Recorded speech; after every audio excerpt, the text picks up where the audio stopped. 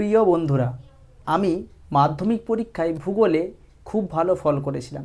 মাধ্যমিক ভূগোলে পেয়েছিলাম 93। কোন রুটিন ফলো করে এটা পেয়েছিলাম এবং কোন স্ট্র্যাটেজি ছিল আমার, সেলফ স্টাডি কত ঘন্টা করতাম, এই সম্পর্কে ডিটেলস ভিডিও জানার জন্য সম্পূর্ণ ভিডিওটা মন দিয়ে পুরোটা ভালো করে দেখো।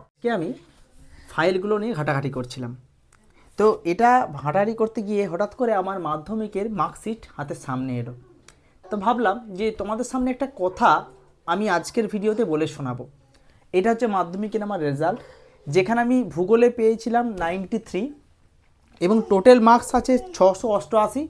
ঠিক আছে, অর্থাৎ 800 নাম্বার, তখন 800 নম্বরের পরীক্ষা হতো, অর্থাৎ প্রায় 86% সেই সময়, অর্থাৎ সেই সময় ফার্স্ট ক্লাস পেয়েছিলাম এবং স্টার মার্কস যেটাকে বলো আর কি। ঠিক আছে, তো এই যে রেজাল্ট অর্থাৎ ভূগোলে 93, সেই সময়ে আমাদের স্কুলে আমি হাইস্ট ছিলাম, মানে আমার সাল পর্যন্ত। ঠিক আছে, আমার যে মাধ্যমিকের সাল ছিল সেটা 2008, মানে বুঝতে পারছো আজ থেকে কত বছর আগেকার কথা বলছি।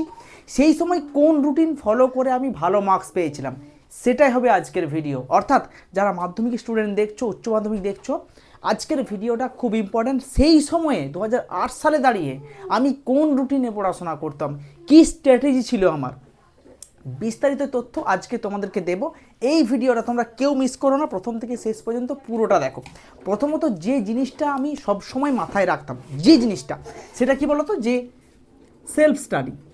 অর্থাৎ আমাকে মনে রাখতে হবে যে আমরা টিউশন করছি, সেই সময় তো আমি টিউশন পড়তাম। ঠিক আছে, এবং সেই সময় তো আমি স্কুল যেতাম, এটা তো বাস্তব। তারপরেও আমাকে মিনিমাম 5 থেকে 6 ঘন্টা, 5 থেকে 6 ঘন্টা কিন্তু আমাকে সেলফ স্টাডি করতেই হতো, এবং এটাই ছিল আমার মূল একটা লক্ষ্য। তার জন্য কি করতাম, আমি চুজ করে নিতাম যে কোন টাইমটায় আমি যদি পড়াশোনা করি তাহলে আমাকে কেউ ডিস্টার্ব করবে না। অর্থাৎ বাড়িতে কেউ ডাকবে না, কোনো কিছু জিজ্ঞাসা করবে না, কোনো বন্ধুর কাছ থেকে কোনো মেসেজ আসবে না বা ফোন আসবে না। তখন তো ফোন ছিল না, আমাদের কাছে ল্যান্ডলাইন ছিল, তো ল্যান্ডলাইনেই বন্ধুরা ফোন করতো, তো সেটাও আসবে না, কোনো রকম ডিস্টার্ব হবে না, বাইরের কোনো আওয়াজ আসবে না, এরকম একটা পরিবেশ। তো সেই পরিবেশটা আমি চুজ করেছিলাম রাত্রেবেলা। অর্থাৎ প্রত্যেক রাত্রে 10টার থেকে আমি পড়তে বসতাম মিনিমাম 1:30টা পর্যন্ত। 10টা থেকে 11টা, 12টা 2 ঘন্টা, 1টা 3 ঘন্টা, অর্থাৎ এখানেই আমি 3.5 ঘন্টা আমি মেকআপ করে দিতাম। এটাই ছিল আমার মূল একটা লক্ষ্য।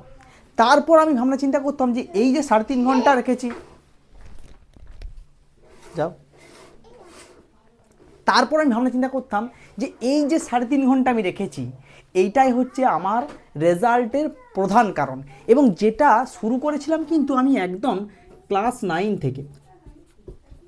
দেখো আমাদের সময়তে কিন্তু মাধ্যমিক হতো ক্লাস 9 এবং 10 একসঙ্গে মিলিয়ে পরীক্ষা, তাই আমি 9 থেকেই শুরু করে দিয়েছিলাম এক স্ট্র্যাটেজি। অর্থাৎ 2 বছর আমি এই রুটিনে, মানে এই ধরনের পড়াশোনা করে রেখেছিলাম যে আমি সেলফ স্টাডিটা আমাকে বেশি করতে হবে।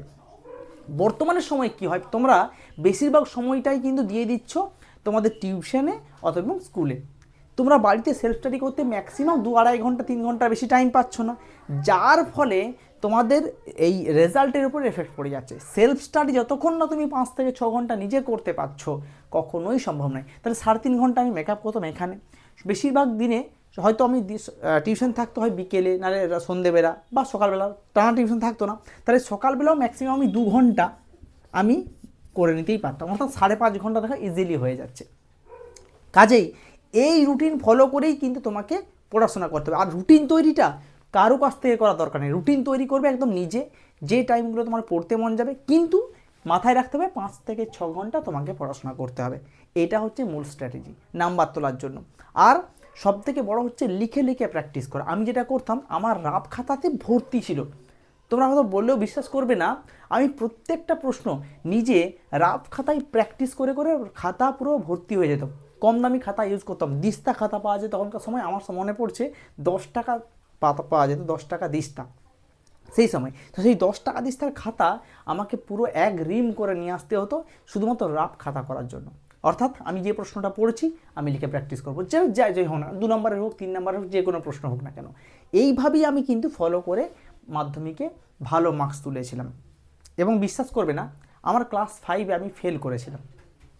সেই একজন ফেল করা স্টুডেন্ট, সেই স্টুডেন্ট মাধ্যমিকে স্টার মার্কস পাচ্ছে। তাহলে এই যে আমার জার্নিটা, তোমাদের সঙ্গে আমি এটাই শেয়ার করলাম যে আমার স্ট্র্যাটেজি ছিল যে আমি সেলফ স্টাডিটা বেশি করব, যতটা আমি বাইরে সময় দিচ্ছি সেইটাকে যখন আমি পড়ছি, মানে আমার টিউশন স্যাররা বা আমার যেখানে স্কুলে স্যাররা যেটা বোঝাতো আমি বাড়িতে এসেছে তখন না সেটাকে মুখস্থ করতাম, পড়তাম, বুঝতাম, লিখতাম, ততক্ষণ আমার শান্তি থাকতো না। এই জিনিসটা এবং দিনের কাজ, যেই দিনে আমি জিনিসটা বুঝেছি আমি সেই দিনই সেটা ক্লিয়ার করব, এটাই হচ্ছে একটা মূল স্ট্র্যাটেজি। না হলে কিন্তু কোনো দিন সেটা ক্লিয়ার হবে না। এইভাবে যদি তোমরা পড়াশোনা করো দেখবে তোমাদেরকে আর কোনো রকম স্টাডি টিপস লাগবে না। আজকের ভিডিওটা তোমাদেরকে এমন একটা মোটিভেশন দিলাম যে আমার নিজের জীবনের সঙ্গে আমি ঘটেছে সেটাই তোমাদের সঙ্গে শেয়ার করলাম, যাতে তোমাদের বুঝতে সুবিধা হয় যে এইভাবে পড়াশোনা করলে ভালো নাম্বার পাওয়া যায়। হ্যাঁ, তখনকার দিনে পরীক্ষার পদ্ধতি ছিল আরও কঠিন, কারণ 9-10 মিডিয়ে পরীক্ষা হতো, মানে বুঝতেই পারছো কতটা কঠিন ছিল। সেই সময়ের কিন্তু আমি এই মার্কস তুলেছি এবং আমি ক্লাস 5 পর্যন্ত খুব খারাপ পড়াশোনা ছিলাম, পড়াশোনা সেরকম করতাম না, পারতাম না, আমার স্ট্র্যাটেজি ছিল না, আমি নিজেও বুঝতে পারতাম না। সেই কারণে আমি ক্লাস 5-এ ইতিহাস সাবজেক্টে ফেলও করেছি। তারপরেও কিন্তু আমি সেই জায়গায় দাঁড়িয়ে ভালো মার্কস তুলেছি। সায়েন্সের সাবজেক্টে ভালো মার্কস ছিল, আর্টসের সাবজেক্টে ভালো মার্কস ছিল এবং 86% তখনকার সময় আমি স্কুলে থার্ড হয়েছিলাম। তো এই যে আমার জার্নি তোমার সঙ্গে শেয়ার করলাম, তোমরা পারলে এই রুটিনে যদি পড়াশোনা করো দেখবে তোমাদেরও রেজাল্ট ভালো হবে। ভিডিওটা ভালো লাগলে লাইক, শেয়ার, কমেন্ট করতে ভুলবে না।